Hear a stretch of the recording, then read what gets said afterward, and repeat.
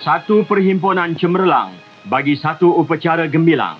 Istiadat pembukaan Parlimen oleh Ketua Negara. Seri Paduka Baginda Yang di-Pertuan Agong disambut oleh Perdana Menteri dan tuan-tuan Yang di-Pertua Dewan Negara dan Dewan Rakyat dalam upacara pembarisan sebelum pembukaan Parlimen di Dewan Tengku Abdul Rahman.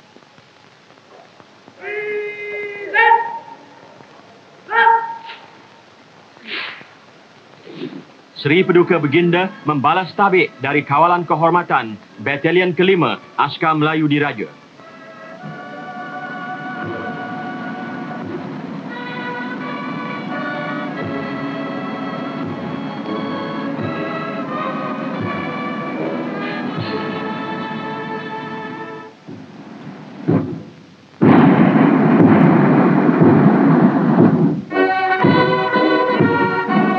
Sejak pertabalan, inilah julung-julung kalinya Seri Paduka Baginda melangsungkan istiadat yang penting dalam tugas diraja.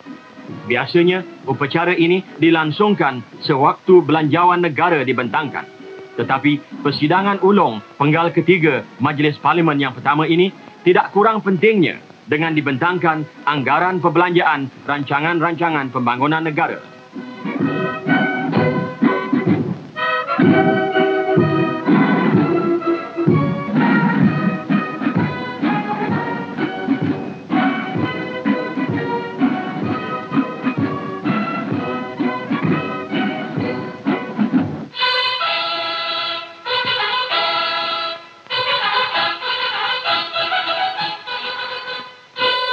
Dengan tiupan nasiri itu, Duli Yang Maha Mulia Seri Paduka Baginda Tuanku Syed Putra Ibni Almarhum Syed Hassan Jamalulil berangkat masuk ke Dewan yang permai ini. Dan dari takhta kerajaan akan diperdengarkan dasar kerajaan Baginda. Nasah ucapan pun dipersembahkan ke bawah Duli oleh Perdana Menteri Tengku Abdul Rahman. Tuan Yang di-Pertua Dewan Negara, Tuan Yang di-Pertua Dewan Rakyat, Yang berhormat ahli-ahli Dewan Negara dan Dewan Rakyat. Sebelum beta melanjutkan ucapan beta suka melafazkan kesyukuran kehadrat Allah Subhanahu wa Taala yang telah mengizinkan kita sekalian berkumpul pada hari ini mendengar ucapan beta atas perkara yang besar dalam dasar kerajaan beta bagi penggal Parlimen yang akan datang ini. Mudah-mudahan dengan taufik dan hidayahnya dapatlah kita bersama-sama menjalankan segala kerja-kerja kita dengan sempurna. Ini adalah pertama kalinya beta berucap kepada ahli-ahli yang berhormat sekalian sebagai Yang di-Pertuan Agong. Maka, oleh itu, beta suka mengambil peluang ini berakrar bahawa beta bersama-sama dengan Raja Permaisuri Agong akan memberi sepenuh-penuh perkhidmatan kepada rakyat Persekutuan Tanah Melayu. Penting sekali dalam titah ucapan Baginda ialah mengenai rancangan 5 tahun yang kedua untuk meninggikan lagi taraf hidup rakyat, terutama sekali di luar bandar. Titah Baginda adalah perkara yang besar dalam dasar kerajaan beta bagi penggal Parlimen yang akan datang ini ialah rancangan 5 tahun yang kedua yang telah dipersetujukan oleh kedua-dua Dewan Negara dan Dewan Rakyat ini di dalam persidangannya pada bulan Februari yang lalu. Dalam rancangan itu adalah tersebut dengan jelasnya bahawa kerajaan beta bersama-sama dengan kerajaan-kerajaan negeri dan pihak-pihak berkuasa tempatan serta dengan kerjasama daripada ahli-ahli perniagaan sekalian berazam hendak menjadikan kemajuan masyarakat dan ekonomi di bandar dan di luar bandar itu supaya seimbang. Rancangan ini adalah satu cabaran yang memerlukan usaha yang berlipat ganda dan kerjasama yang bersungguh-sungguh. Dalam lapangan pertanian, kemajuan telah pun tercapai. Seperti tegas Baginda, beta akan sentiasa menggunakan bahan-bahan kekayaan negara ini supaya kepentingan kedudukan ekonomi penduduk-penduduk yang tinggal di bandar dan di luar bandar dapat dikurangkan. Dengan mengguna benih-benih yang terpilih, cara yang maju dan baja yang mencukupi, pengeluaran padi telah bertambah dengan banyaknya. Keluaran beras pada tahun 1960 bertambah lebih 1/3 kali banyaknya daripada tahun yang lalu. Satu-satu yang menjayakan ini ialah adanya persatuan-persatuan peladang yang menyertai sama rancangan-rancangan kerajaan untuk menambahkan pendapatan mereka. Bagi mengekalkan pendirian tetap iktisad kita sebagai negara pertanian, Baginda menerangkan, usaha-usaha menambah lain-lain pengeluaran seperti kelapa sawit, kelapa, buah-buahan, sayur-sayuran, rumput ri, kopi dan teh adalah juga digalakkan supaya penduduk-penduduk negara ini tidak bergantung semata-mata kepada getah. Pertandingan melawan getah tiruan dan juga usaha mencukupi keperluan dunia akan getah asli berjalan terus dengan jayanya. Mengenai hal ini, Baginda bertitah, penanaman semula yang dijalankan secara beransur-ansur di ladang-ladang getah besar dan kecil itu adalah satu tanda nyata yang membuktikan kejayaan dasar kerajaan Beta dalam lapangan ini.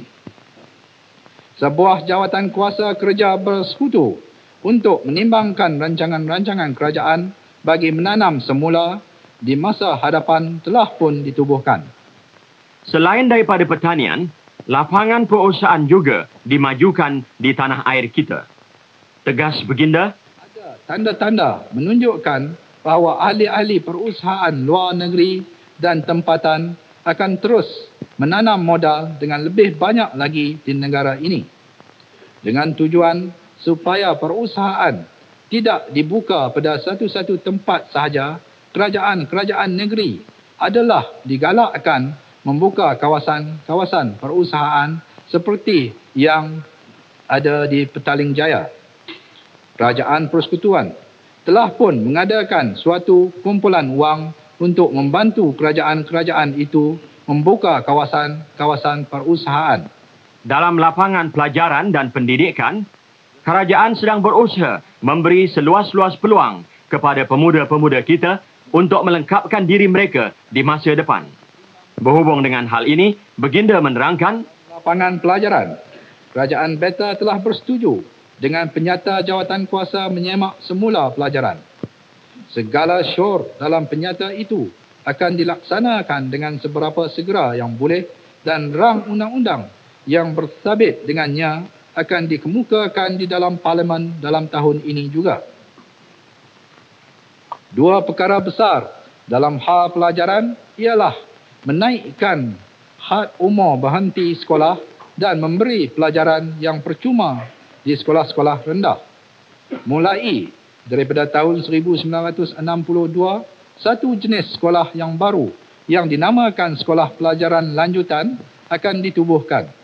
Persediaan sedang dibuat untuk mengadakan pelajaran agama Islam di dalam semua sekolah-sekolah yang menerima bantuan yang mempunyai murid-murid beragama Islam tidak kurang daripada 15 orang.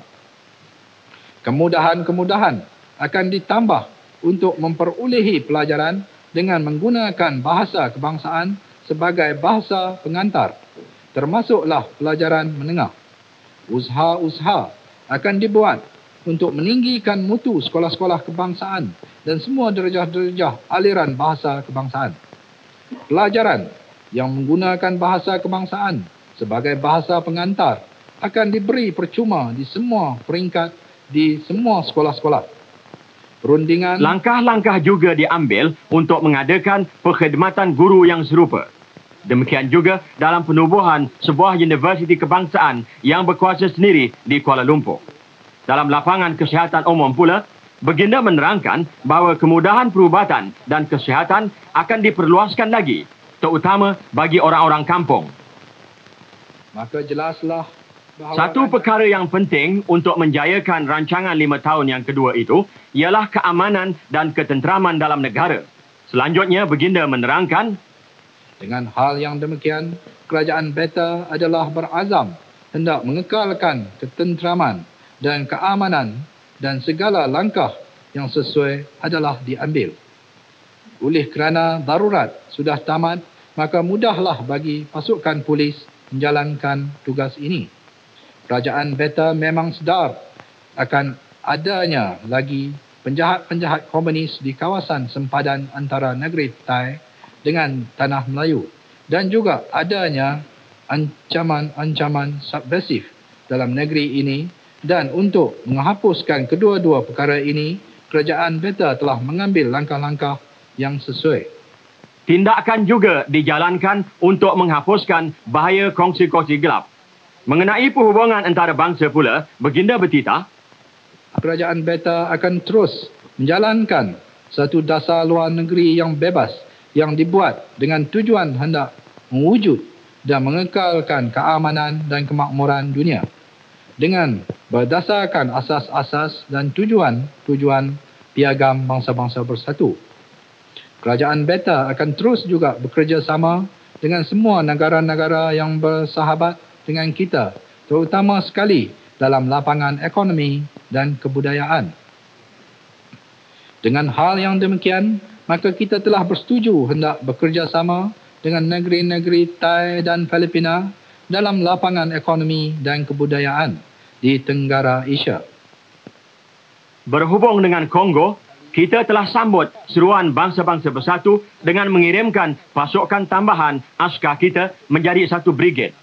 Selanjutnya, Baginda menerangkan, askar-askar kita yang berada di Kongo telah menjalankan tugas mereka dengan sempurna dan telah dipuji oleh bangsa-bangsa lain serta juga oleh orang-orang Kongo sendiri. Nama baik negara kita bertambah harum lagi dengan ketegasan kita menentang dasar apartheid Afrika Selatan. Titah Baginda, Afrika Selatan telah membuat keputusan hendak keluar daripada Commonwealth pada 31 hari bulan Mei tahun ini apabila negara itu menjadi sebuah republik. Kerajaan Beta akan terus mendesak Afrika Selatan seberapa yang dapat, sama ada di dalam atau di luar bangsa-bangsa bersatu, sehingga kerajaan Afrika Selatan mengubah dasarnya yang keji itu. Kepada sekalian warga negara persekutuan dari berbagai kaum dan agama, Baginda memuji dan berseru, Beta tidak akan lupa menyatakan setinggi-tinggi penghargaan Beta kepada rakyat Beta yang sudah pun terdiri daripada berbagai-bagai kaum dan agama, tetapi hidup dengan aman, damai dan saling mengerti sebagai satu bangsa. Hal yang demikian ini bolehlah dimegah-megahkan dan adalah menjadi sebutan dan tauladan kepada negeri-negeri lain. Kepada rakyat Beta yang beragama Islam, Beta suka hendak memberi sedikit nasihat, iaitu hendaklah mereka bersikap saling mengerti dan menghormati agama lain. Quran dan Rasulullah mengajar kita berbuat demikian. Kerajaan Beta sentiasa sedar yang Islam adalah agama rasmi negara ini.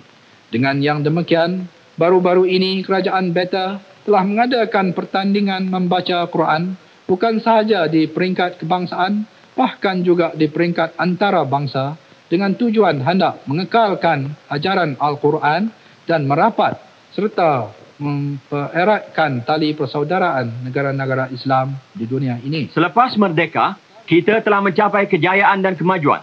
Baginda menerangkan, hal ini telah diperoleh dengan adanya semangat bertolak ansur dan berbaik-baik hati di antara kaum-kaum di tanah air kita.